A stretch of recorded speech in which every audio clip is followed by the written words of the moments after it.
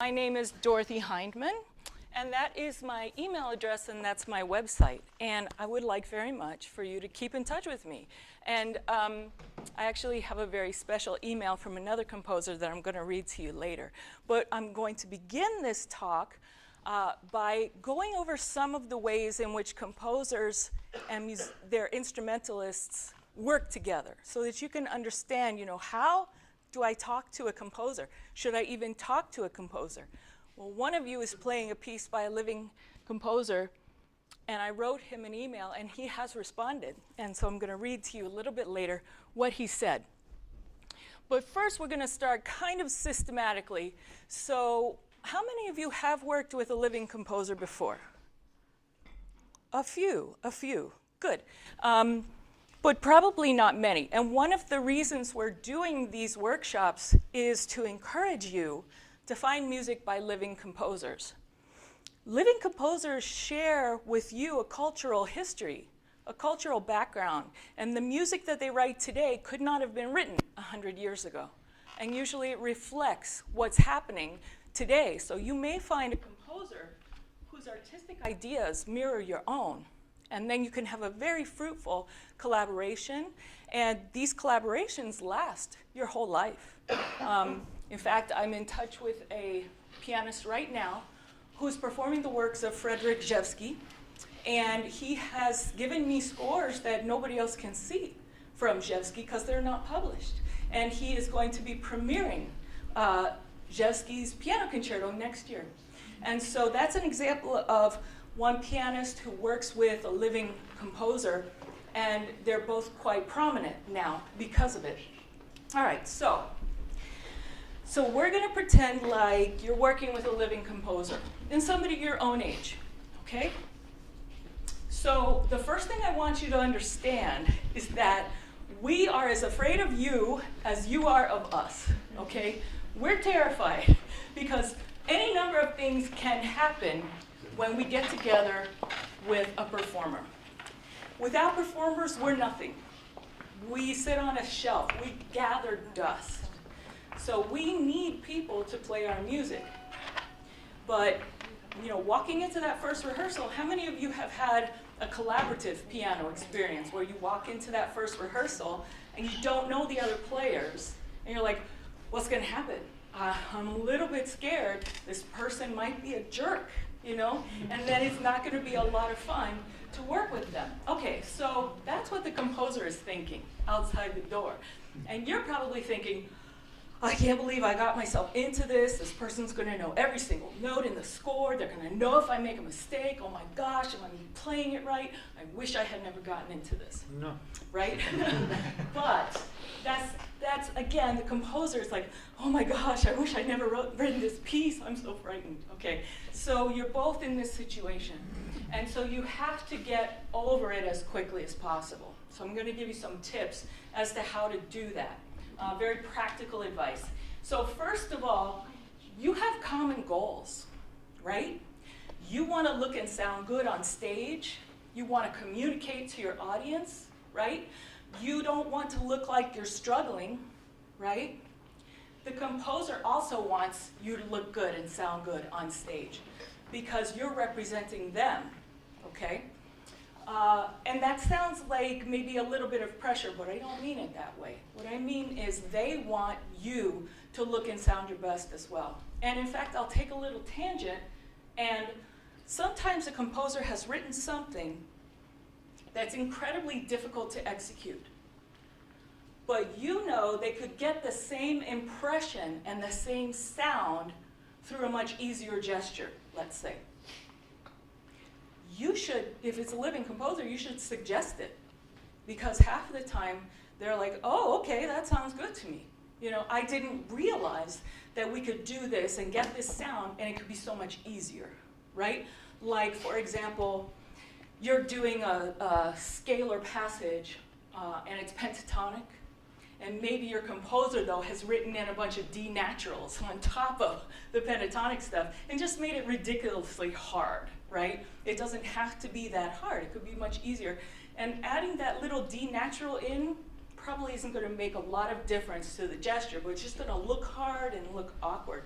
So that would be a case where you might want to say, look, this is just, you know, a 5-second passage. It would be so much easier if. And then you make your suggestion. The composer could say, no. But usually the composer wants you to look good, wants you to sound good, and wants you to kill it on stage, right? Okay, so we are not the enemy, and you guys are not our enemy. We have to have you. We rely on you. You're the ones who are the living embodiment of the music, okay? And having said that, another thing that might scare you is this idea that the composer knows every note in the score, and there's only one right way to play the piece. Now, one of the reasons that you guys are here is because Giselle's very careful about the pianist she works with, and she looks for the spark of individuality. So if you were all playing my piece, do you think I would, knowing you, expect you all to play it the same way? That's not true. Huh? It's not true. No, of course not, right? I would want it all different. Because in that way, the music lives, right? The music takes on a life. So you might think to yourself, well, you know, I'm not sure if I'm doing everything right. But the composer is not thinking that. They're not thinking, I want every note like this, and I want it in this speed, and et cetera, et cetera. So you can banish that fear, right?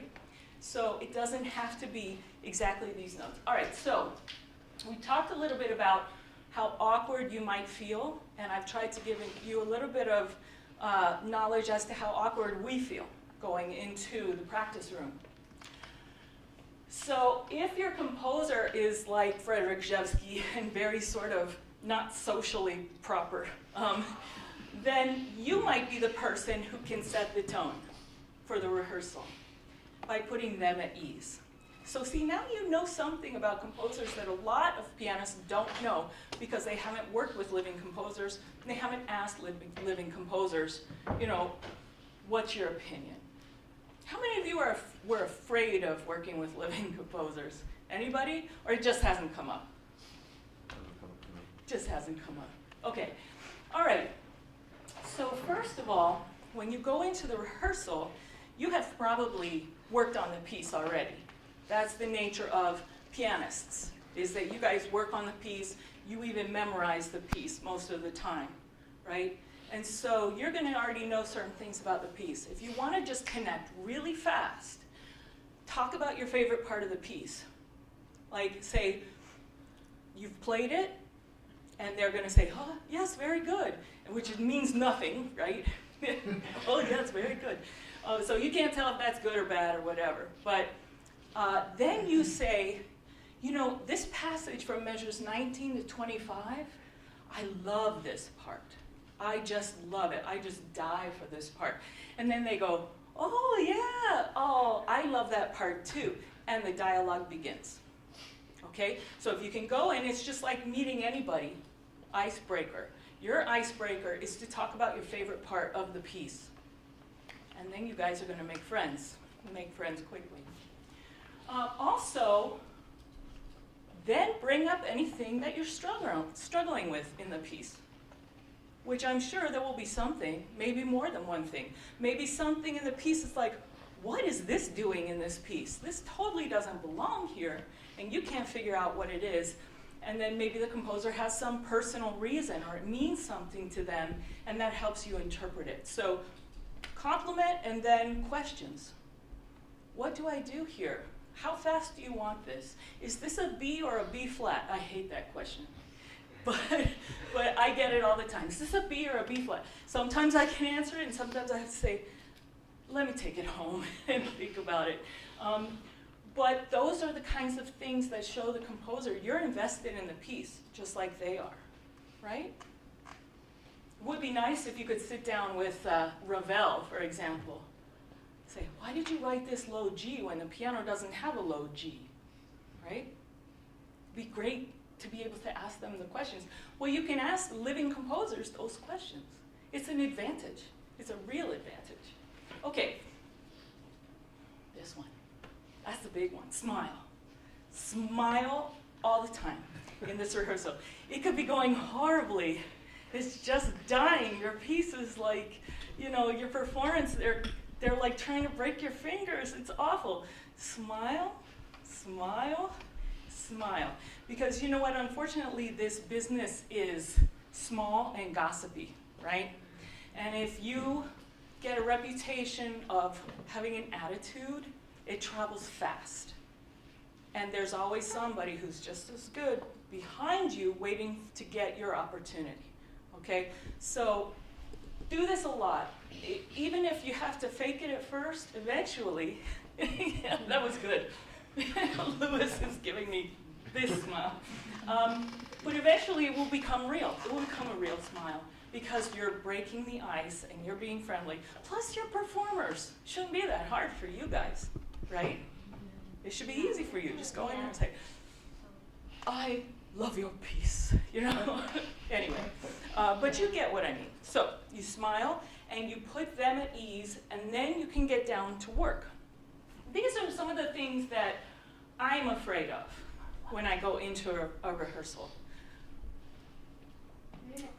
First of all, your interpretation is going to be different than the image of the piece that I had or have in my head.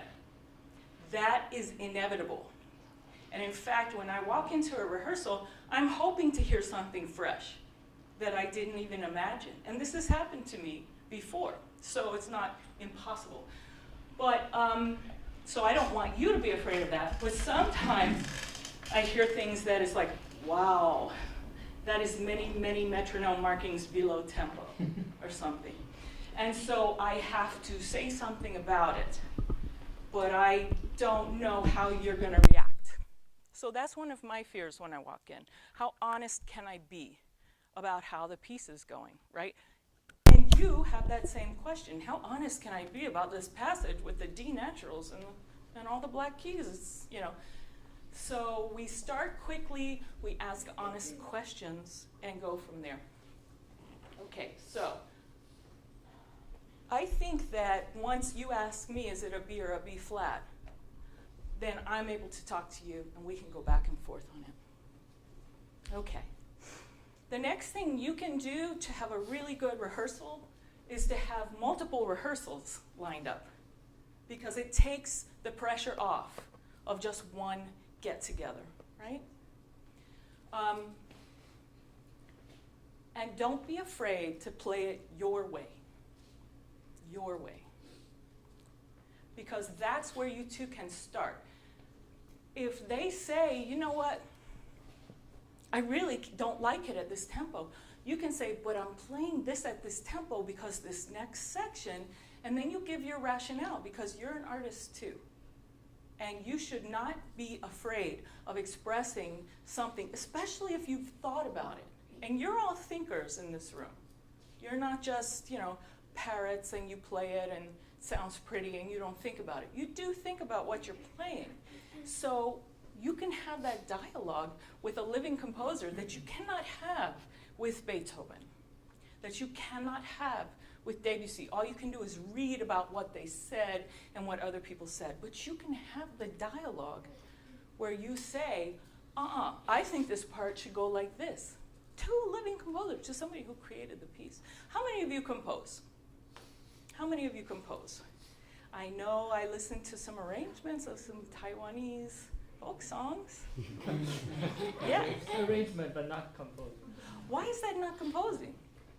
Because it's totally different thing as arranging. I used It is to. more creative stuff. And arranging, I'm doing something with something which already exists. But your version wouldn't exist if you hadn't composed it. You see, the choices you made in doing your arrangement are the same choices a composer makes if they're writing an original melody. So when I listened to your pieces, I was like, wow, this guy is a really good composer. So arranging, it can feel like, oh, this isn't my piece, but absolutely. If I were to listen to those being played, on traditional Chinese instruments, for example, it would sound nothing like your piano pieces. you know? So that is your unique composition. That's your composer in you that does that. Louis, you said you composed a bit, right? Yeah, Uh-huh. You composed some? Tell me your name, Roger or? Roger. Hi. I don't compose. I just have a quick question. Oh, sure, sure. Ask me questions anytime. Just out of curiosity, do list transcriptions count as transcriptions or composition? Well, it depends. Like if you are transcribing a melody and then you're arranging it for something else, then it's a little bit different. But transcription is really where you're just taking dictation and writing down what you already hear. So I wouldn't call that composition, but I would say that's a necessary skill for all of you. Really, really necessary to be able to write down what you hear. So that's ear training. That's another story, but did I answer your question? Now here's the thing. We are all the same. We all started loving music, and we're all human, which means we all have creative tendencies. And unfortunately, when you train on an instrument, a lot of times the early teachers can tell you, nope, not that way, this way. Did any of you ever have that experience in your lessons? Being told, nope, not that way. But that was your creative self that was doing something. Now you need technique, no doubt. You need technique and you need to learn and you need to study. But we all have a creative tendency, and composing is the musician's creative tendency. It's where you're creating something out of nothing. And I wouldn't be surprised if a lot of you, when you were little, would play around on the piano and make up little songs. That's where we start, all of us. Every composer starts that way. We don't start with a string quartet like Mozart. Nope. Mm-mm. But we stay at what we do the way that you pianists stay at what you do, and we reach a particular level. So if there's a part of you that wants to play little tunes, indulge it. That is the human impulse. It's not human. I mean, it's not artistic. It's sad to me that sometimes teachers say, no, don't do it that way, right? I mean, if they're correcting technique, fine, but I think this makes us fear composing or think that it's only something geniuses can do. So I would encourage all of you to just, once in a while, just play around and enjoy yourself. And hopefully that gives you some insight into living composers. We're just people who just kept making stuff up, and we learned how to do it better and better and better. But that is how our paths moved from where we all started. You guys became performers, we became composers. And of course, many performers are composers. So anyway, that's a little bit off the side, but I just wanted to encourage you all. We all have a natural impulse to make music, okay? Don't let Beethoven and Mozart tell you what to do, okay? You can make up your own music. All right, so this is something that happens. When I hear a piece of mine premiered, I say to myself, oh no, that section is way too long. It's my fault. Has nothing to do with the performer. I messed up there and I didn't achieve what I wanted to.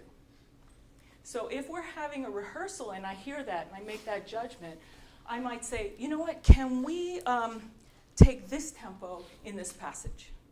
Or I may say, you know what, let's just cut these 3 measures and jump from here to here. That is not a judgment of your performance. That's a composer thing. And please try to be open to that kind of thing. It doesn't mean you're not playing it well. It means that we feel that we didn't achieve what we wanted to achieve. You can't do that with Beethoven. You can't do that with Ravel, right? This is where you collaborate and you create something together. Create a better piece, because your performance has informed me that I didn't get what I wanted here. I fix it, you perform it, right? You cannot do that with a dead person, but you can do it with a living person. It would be awesome if you were able to come to the rehearsal with different ideas about how to take different passages, right? Or at least with having done the piece in a few different tempi. Like especially if I write allegro, and I don't give you a Mailso's metronome marking, you have no idea how fast that needs to be. So we could come in, I could say, oh, way too fast. And then if you've practiced at different levels, it won't be any problem to adjust, right? Okay, I'm going to get into that a little bit more, but just so you know, the composer will take advantage of having a living performer to adjust the music. That is not an insult for you guys, so don't take it as a criticism. The second rehearsal.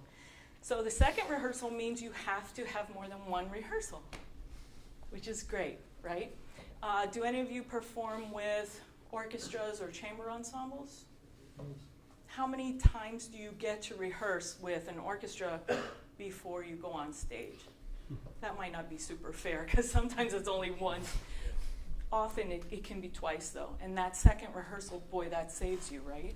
Because in the first rehearsal, it's just getting to know each other and fixing things. So ideally, you want to have three rehearsals if you can work them in. And we'll talk about that as well. But the second rehearsal is the most productive rehearsal, because you can be totally honest with each other. You can make as many changes as possible, and you have enough time before the dress rehearsal to fix those things and to change some of those things. Okay, so you're going to come in and we're going to get to work, and I'm going to say, it's a B flat, right? And then you're going to ask questions, I'm going to ask questions. But I don't want it perfect. I don't want everything the way I tell you it has to be. I want to hear you. And not every composer is like that. You know, some are very precise and they say, no, it has to be like this. But most of the composers I know are not like that. We want to hear your interpretation. So again, this is where you get to be creative. You get to be that artist. You get to put your emotions into something. And that's a precious, sorry, I keep hitting this microphone. That's a precious gift for us. That's what we pray for while we're composing, is a musician sensitive enough to take the notes and make it real music. Okay. All right. So, I talked about tempo a little bit before. Tempo is usually the big thing. It's usually an issue because tempo is so individual. So my allegro that I imagine in my head could be a million different speeds. Not a million, but you know what I mean. So often when I walk into a rehearsal, even though I have the metronome marking, they're not playing it that fast. It's usually too slow. So I have to say something. So again, if you can practice at a couple of different speeds, that would be awesome. And then once the composer's not in the audience anymore, you can do it your way again, right? So, you know, maybe your composer was a jerk, I don't know. But you always can do it your way. So now we're going to talk about the dress rehearsal, but just very quickly.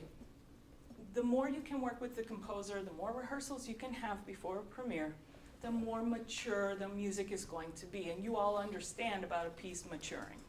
And it takes quite a while for a piece to mature. And you have to play it many, many times. But if you have 2 days, right? You're going to play Sunday night, you come in Saturday morning. You can meet with the composer for an hour in the morning, an hour in the evening, and then the next morning for the dress. You won't do like 100 little changes. You'll do 2 or 3 per session, but it will give you confidence in what you're doing so that you know, oh yeah, we got this as good as we could possibly get it. When you go into the dress rehearsal, and most composers know this as well, you really only want to change 1 or 2 things max. You want to let everything else go, because then you'll start stressing, right? At that point in the dress rehearsal, you walk in like, I'm ready. And then you stop thinking about what the composer wants. You just focus on what you want to do. So I'm giving you that permission, okay? Just do what you want to do. After the dress rehearsal, it's all you. And so that would not be the time if you have a list of 10 questions. That time is over. You can ask 1 or 2. You can fight 1 or 2 battles. and that's it, okay? So keep those things in mind when you're setting up sessions with a living composer. Number 2 is where you work it, okay? All right, so this is the worst case scenario. Have any of you ever had to cancel a performance? Because it just wasn't ready. You've had to? Yeah. I didn't go to one. You didn't go to one. Yeah. How about you get the score 1 week before the performance? Yeah, exactly. That's a perfectly good Yeah, reason to very cancel. angry issue. Exactly. No, of course, they should never have put you in that position, right? But sometimes you guys, like you, already sort of talk to me like, well, you know, is it okay if you get it 1 week before, you know? Of course it's okay. Of course it's okay. So you have every right to say, I'm not ready for this piece. I'm not comfortable doing this piece. And then you flip it into a positive by discussing an alternate premiere date, okay? So then you don't have bad feelings, they don't have bad feelings, right? But very often, the composer knows that the piece isn't going well either and is relieved, you know? In your case, it's a little different, but yeah, professionally, you have every right to say, you did not get me this piece in time for me to perform it next Saturday, okay? So that's totally fine. But it is a scary thing. You know the piece isn't ready, but you don't know how to tell the composer, I don't want to play this on this recital. Most of the time, though, the composer will already know they want to pull it too. It's not ready. So having that reschedule acknowledges all the work you did, acknowledges that the composer still really wants the performance, and you both can walk out relieved instead of very upset, right? So, but this is worst case scenario, and this is the solution to that scenario if you do end up having to go there. Honesty, right? How many of you have gone out and performed where you knew, not a good idea, this is not ready? I see some smiles, I see some people willing to admit, right? Wouldn't you have rather just said, look, can we reschedule this? Would have been great, right? To give yourself another month or something, right? Would have solved the problem. But no, we are very polite and we tend to say, okay, I'll do it, even though I got the music last week, right? So anyway, you've worked hard at it. The composer wants you to play it. But you know what? A bad premiere is not going to help any of you. You're not going to look good. Composer's not going to sound good. And you all have the common goals of wanting to do things well. Okay, so let's see. And that again, that's just the same thing. Okay, for concert performances, I just recommend that you always bring an extra copy of the score. Because if you meet for a dress rehearsal and the composer says, no, it's a B flat. It's a B flat. Then you can write it in and sit back in the green room and imagine and get it worked out, or maybe practice for a half hour before the concert and fix the note, okay? So always bring a copy of the score with you. How many of you just already do that already? You bring the music. Okay, so that's some advice for you guys. Bring the score if it's a living composer. And you may have a last minute question. You may have, well, I don't know if that's A or A flat. So bring the score with you for last minute kinds of changes. All right, so that is pretty much the psychology of working with a composer and rehearsing with a composer. What would you like to ask me now before I move on to a different subject? What can I answer for you on behalf of all composers in the world? Because I'm very comfortable speaking on behalf of all composers in the world.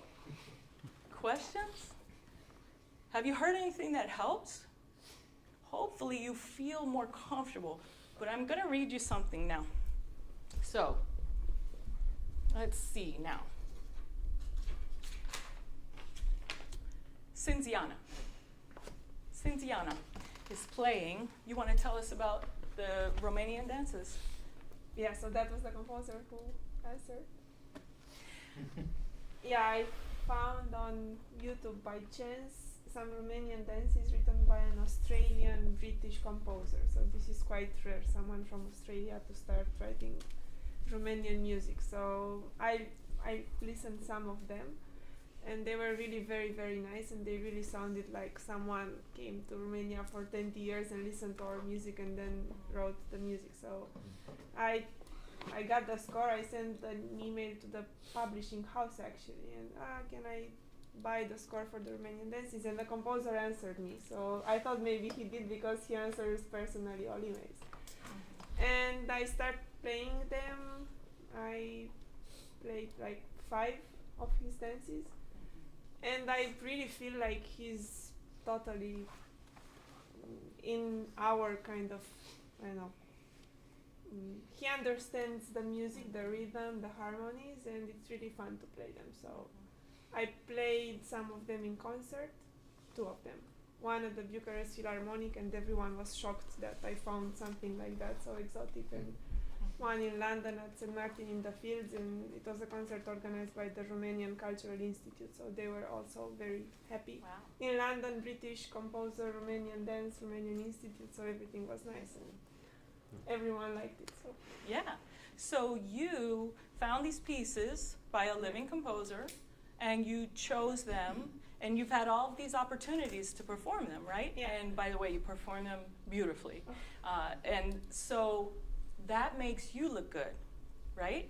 And you get a certain response because you have this cultural tie to the pieces, and other people who have the tie feel it, and people who don't want to know about it. Yeah. They want to say, tell me about these pieces, they're so cool.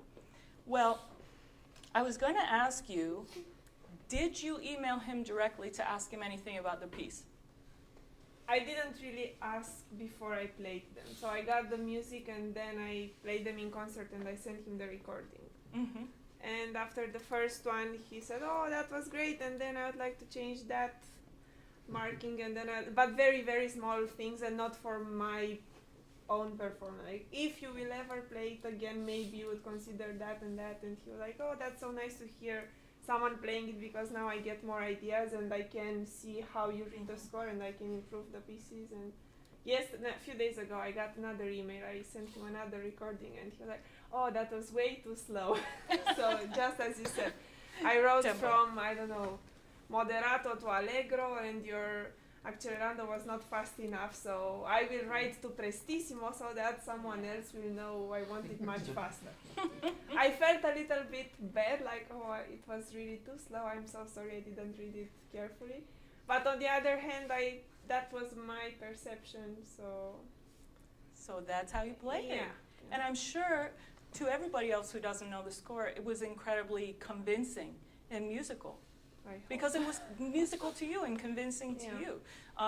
So it sounds like, in what she's talking about, her experience with this living composer, it touched on a lot of what we've talked about here. All right, so the folks who haven't worked with a living composer, my advice is email them up front, or Facebook them, or LinkedIn, something. Just go to their websites because they have their information up. And so I wrote to Julian Cochran this morning, and I said, I'm going to be speaking to some students about the interaction between composers and performers, and one of the students plays your 6 Romanian dances. So, you know, it would be very helpful for me if you would let me pass your email on to her. Of course, she already has his email, it turns out. But this is kind of rare, actually. It's kind of rare. Any others have worked with a living composer and contacted them? Yeah, a friend? I have 2 friends which are composers, and we had a concert before 1 month, and I record also some composition of one friend. But I realized when I take scores, I had a lot of questions because he didn't make good signs. He left a lot of space open for me, so I was every day taking pictures. What did you think with this? What did you think with this? What's this? But you had to, because as you say, the notation wasn't clear, right? It was clear, but not so much. It can be more clear. And then he said to me, "Oh, I didn't realize. Now I know that I must be more clear." And Yeah, Yeah. So again, your experience also touched on a lot of things we've talked about here. Is that Yes, but composers also are sometimes open. happen that I said to one girl, she's also a composer, that I will play her piece with orchestra Mhm. because I know her personally, and I think that she is nice. But when I take a composition, that composition was so stupid. And, Yeah. Oh, that's also a problem. and then so, I needed to do it because she is kind of my friend, and I was suffering for 1 month and played with orchestra really, I don't know, very cold. I couldn't not understand what that piece was about. And I will never repeat it again with her. Right. So we've sort of gone from hot to cold at this point with the First- experiences that you can have with a living composer. But I would say you don't want to commit to a performance without seeing the music first. Yes, and the opposite also. I can find out from composition how composer mind is set, so I can Mhm. know much more from the composition about that person than from the speaking. Possibly, sometimes. For me, always. But I would suggest, though, that you would research the person's music before deciding, yes, I'm going to play your piece with an orchestra because I like you, because you're my friend. Because honestly, this is our career. You can align yourself with any type of composer, but if it doesn't match aesthetically what you're trying to do, you're going to feel bad about it. You're going to be like, I can't work with you anymore, I can't do this, etc. So in the same way that you would maybe take out a set of intermezzi and look at each one and decide, do I want to do these as a group? When a composer approaches you, you say, let me hear some of your music. And you just remain non-committal until you have a chance to look at it and say, yes, like the Romanian dances, I really like these. Yes, I'm but going to do them. you need to. There are some pieces that you need to practice a lot to get to some point when you can tell is it good or not. You cannot The maturity. tell immediately, not just mature, but there are some difficult compositions which you need to practice a lot to be on some level where you can say that they are good or not. Hmm. Yeah, if there is no recording, it's Yeah, difficult if it's to- not recorded before, and if it's difficult to read first of all, and to put the tempo and everything, and then you know is it good or not from the first sight. You cannot know all the time.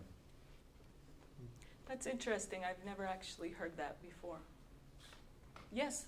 I premiered a work of my friend's, Mm-hmm. and practicing it was difficult because he asked for a prepared piano, Ah, yes. but also he wanted me to attack the strings in a certain way, Right. so I didn't get to really practice that until the first rehearsal. Right, We need a piano that could be prepared right. on top of that. Well, yes, I mean, that obviously also is a typical obstacle. You need to have an instrument that is capable of doing what the score is asking. And in the case of prepared piano, some of you probably would just say, I can't do it, because I don't have access to that kind of instrument, so I can't practice it ever. I think it's very interesting to imagine that you have to work a piece up to a certain level before you know the quality of the work. I've never encountered that idea before, but I'm 50 now. I'm 50, and there are very few pieces that I would look at that I wouldn't get. And part of that is because I'm very, very familiar with all the music of the 20th and 21st century. And each piece will usually fall stylistically into a certain area. And then within that area, I can judge, is this a quality piece or not? So my advice in that particular case would be, just keep doing what you're doing and learn as much as you can about the composer. Keep doing what you're doing, though, because that way you're going to get better and better and better. For a composer, we listen to music. We listen to a lot of music, and when I was young, it went straight over my head, a lot of it. Because there's a lot of difficult music in the 20th century, but I kept listening and listening and listening, and then I discovered all the languages, and I'm now able to listen and say, oh, but you want to listen for this here, and you want to da-da-da. And so Dr. Mason is going to speak about some of those things next time. He's going to talk about certain styles and also some music that may be difficult to approach. So I think this will carry on into something else. But yeah, you have to be careful. When you're working with a living composer, and it's the same for us, it's a collaboration. And sometimes it's close to a marriage. So you can get into a bad relationship and feel trapped, right? Feel like, oh, I have to perform this, and you know what? I don't even like this music. So that's the collaborative aspect of being a musician. And unfortunately, it takes a number of experiences, positive and negative, to determine, you know, who is somebody I'm going to want to work with for the rest of my life. And you know, we're all different. For me, We're- it happened once that this friend said, but that's composition which I wrote when I was young. I don't think that it's too mature. And when I played, he said, oh, it's totally different. I'm now proud of my work. Yes, yes, we do that too, because we're always about the piece we're writing now. The piece Yes. we're writing. It's kind of like you guys. I'm sure that you maybe have videos when you were 13. Some of you are 13, no. But you have these videos like when you were 8 or 10 or 12, and you know you've grown tremendously since that time. But you look at it and you go in thinking, oh, this is going to be bad. But then you see, no, actually, I was pretty good at that time and place. But that doesn't mean you would want to play like that today, right? So anyway, so other questions about the whole relationship aspect of working with a living composer? Hopefully I've convinced you that there are benefits. And most of the time when you do work with a living composer, it's going to be your friend. That's how it starts. That's how it starts. But yeah, you're going to be around people who write music. You don't have to commit just because it's your best friend. You know, you have to be able to say, you know what, I cannot express this piece adequately. It's just not, you know, something that I can be very authentic with. You know, I have my own style. You know, I'm not a Debussy person, I'm a Prokofiev person, right? Question? Was there another question? I have a question, but maybe I hope this is not a rude question. Okay. How can we deal with composers about our performance fee? Oh, the feet. Yes, Oh. because Mhm. most of the time Yes. they are our friends. And Yes. they got an opportunity to play, and most of the time they got nothing from this performance. Right. So they will be polite. They ask you, how much is your performance fee? And most of the time we don't know the music until 1 month or 2 months before the Yeah. whole performance. But you- Okay. yeah. Sometimes it's easy. So it's okay. I won't get anything from you. But if the score is terribly, like Ravel, Gaspard de la Nuit, and we'll say, oh, what a Yeah. yeah. So how can we discuss with the Yeah. composer about Well, we have the this same question? thing because everybody thinks that we write music for free, you know, because we live on air, right? And we sleep under the clouds, right? So they think we don't need any money because we have a gift that we want to share. Does that sound familiar, pianists? You have a gift that you want to share, and it's free. No, it's not. This is my livelihood, right? So what I've learned is when somebody wants to get a piece of music from me, first of all, I ask, have you heard my other music? You know, they say yes, okay. So I say, well, great, let's get together and discuss my fee. And that's how you do it. That's like the first thing out of your mouth. So somebody says, I would love it if you could perform this piece. You say, well, I need to see the score. But if I can do it, then we should meet and discuss my fee. Okay? So nobody is going to bring up the subject of money with you because you have a gift and you want to spread it for free, right? So you have to be the one. You have to understand that what you're doing is a product, an extremely valuable product that very few people can deliver. This is a rarefied group of people with a particular set of abilities that you're not going to find on every block or at the Walmart. So understand that your product is valuable and then behave accordingly. So don't get yourself into a bad situation by saying, yes, I'll do anything, and then they don't deliver the score to you. You have to say first, I need to see the score before I can give you an answer. Once I've seen the score, then we can discuss my fee. Okay? So that's how you do it. The thing is, composers and performers who work together are both starving. None of you guys has any money. One thing you can do. Die together. Huh? What? To die together. Yeah. But one thing you can do actually as a team is you can approach grants and donors, because there are people out there who would like to support the arts. And so if you're together, you can approach people who like to support composers and people who like to support performers. Where is that people? I know, right? Well, there's one of them right back there. That one now. Okay? But In my the life. point is, it's not easy, but here in the US, we have fellowships, grants. There are local grants for the arts in Miami-Dade County, and you apply for those things. Usually, though, so let's say you love this particular composer, you want to commission them, you know the music very well, and you like it, but you have no money to commission with. Very often, composers will do a barter with you, because if we have a performance, we get paid royalties from our licensing company. So we make a little bit of money, like $50. So we will often barter with you. We'll say, give us a good recording that I can use, to send the piece out, and then perform it 3 times, and I'll waive my commission fee. So you can approach a composer without money in hand, because we understand. Actually, composers hate taking money from musicians. It's like a playwright taking money from a poet. It's like, wow, we would rather work with you and establish a long-term relationship because it's beneficial for both.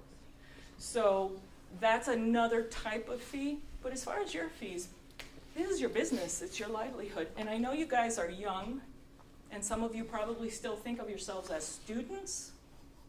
But no, you are pianists. You are pianists, not student pianists. You're pianists. And you might as well start behaving like a professional, right? And so money first. And if you have no idea what your fee should be, figure out transportation, housing, and then food for the gig, and then add $500 on top of that so that you can pay some rent. How many of you have ever charged $500 for a gig? Good. Just once. One is a start. One is better than none.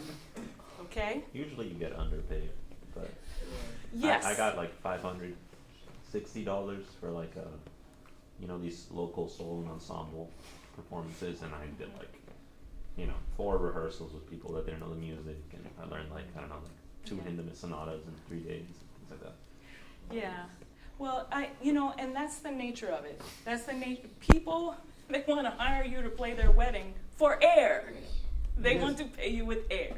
But So it's very important that you sit down and you sort of decide, okay, my hourly rate for accompanying is, okay, my rate for playing with an orchestra has to be, and you get yourself your minimums and you add a figure on top of that so you can negotiate downward. But no one will ever come to you and say, I have $1,000, I would like to hire you. It's not going to happen. You have to be prepared. And then you can easily say, let's discuss my fee. What kind of a budget do you have? My normal fee is, boom. All right? That would be a very good thing for you guys to all think about by Friday and come up with. there are some projects which will not exist if you don't do it. So Yes. better to do it for free and they exist than to do nothing. I agree with you. Depends. That's not really what I'm saying. I'm not saying you would have to turn down a gig that you're interested in because there's no money. But what I am saying is, to protect yourself professionally, you have to first start with, I need to see the music, right? And second with, let's discuss my fee. When it's your pal or a really prestigious ensemble that you know doesn't have any cash, that's when you say, well, you know what? Let's see what we can work out. And it goes from there. But if you don't bring it up, it's not going to come your way. You're not going to get money at the end of the project, you know. But of course, we all do things for free, but it's generally musician to musician, right? Project to project, artist to artist. So you have to look for ways in which your collaboration can go out and try to find some money. Embassies, you know, right? Sometimes they might throw some money your way, right? For a performance of Romanian dances, you know? Anyway, let me read this quick email. I know that we're going into our second hour, and I wanted to do something different for that. But this is the email that I got from her living composer. Dear Dorothy, Bridget has passed on your message. My email is, and then he gives it, and I'll give it to you. I could not agree with your words more, and indeed, I often find that despite trying my best to make myself available to everyone, there is an almost mysterious reluctance for pianists to make direct contact with me. See, here's a guy who wants you to contact him. And you know what? That's 9 out of 10 composers feel that way. All right? So any piece that you happen to be playing, if it's somebody who's alive, email them tonight. Say, hey, I'm playing your piece. I would love to, you know, be in contact with you. For example, Gil Sullivan in recent years played my music in so many concerts, 100 or so, and a few of them, some people extremely enthusiastically asked about the composer. Now, Gil actually gave them my email. Then Gil asked later, did those pianists contact you? And I replied, no. And he said with a laugh, typical. So, you know, this is really common. The few pianists that have started corresponding with me have taken a lot out of it. Maybe if too many more, then my replies might be slow. But I'd still reply to everyone. Okay. He goes on a bit, but you get the gist, right? We're not monsters. We're terrified of you guys. But again, just like nobody's going to hand you $1,000 and say, let's talk, you know, the composer rarely knows you're doing their stuff. So they're probably not going to be able to reach out to you. Just, it's ignorance. We just don't know you're playing it. Maybe So- it's because sometimes people have like this image of like Beethoven or something and like his harshness or whatever, and they think everyone's like that, you know. Beethoven was kind of miserable. Yeah. But, you know, not everybody's miserable. There are miserable composers. They just ask me and I'll tell you, no, you don't want to talk to that one. You know, but honestly, we're people and we're artists. And we have websites where we post performances of our music so you get extra publicity. Okay? But yeah, why not be in touch?